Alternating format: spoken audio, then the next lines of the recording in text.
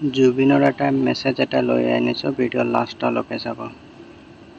মই ভাবিছোঁ যে জুবিনৰ সদায় ভিডিঅ' বনাম বুলি আৰু সদায় লাইভ আহিম মোৰ চেনেলত জুবিনৰ কাৰণে, আৰু কাৰো কাৰণে নাই, জুবিনৰ কাৰণে। জুবিনটো নাই আৰু চবেই জানে, অসমৰ মানুহ হওক, অল ইণ্ডিয়া হওক, চবেই জানে যে জুবিন নাই।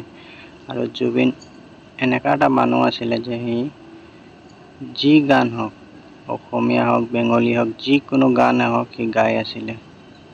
তো সি আমাৰ মাজত নাই এতিয়া। তো মই ভাবিছোঁ যে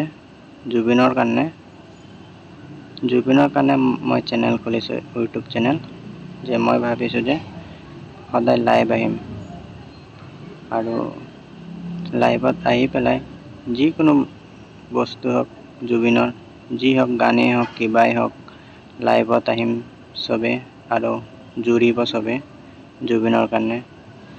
আৰু আহি পেলাই কমেণ্ট কৰিব, যিকোনো কথাই হওক, জুবিনৰ যিয়ে হওক, জুবিনৰ কাৰণেহে, যিয়ে হওক জুবিনৰ কাৰণে কৰিম, অসমত যিমান আছে।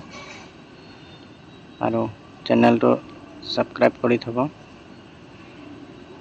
যে ডেইলি মই লাইভ আহিলে চবে জুৰিব মোৰ লগত। মই সেইটোৱেই বিচাৰোঁ। দুখ লাগে জুবিন নাই,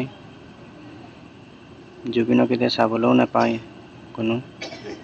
সেইটো কাৰণে মই ভাবিছোঁ যে লাইভত আহিম জুবিনৰ, যিকোনো কথা হওক, যিকোনো হেৰি হওক, কমেণ্ট কৰিব লাইভত মোক, আৰু চবেই জুবিনৰ কমেণ্ট কৰি পেলাই কথা পাতিম চবেই, যিমান আছে অল ইণ্ডিয়াত জুবিনৰ ফেন।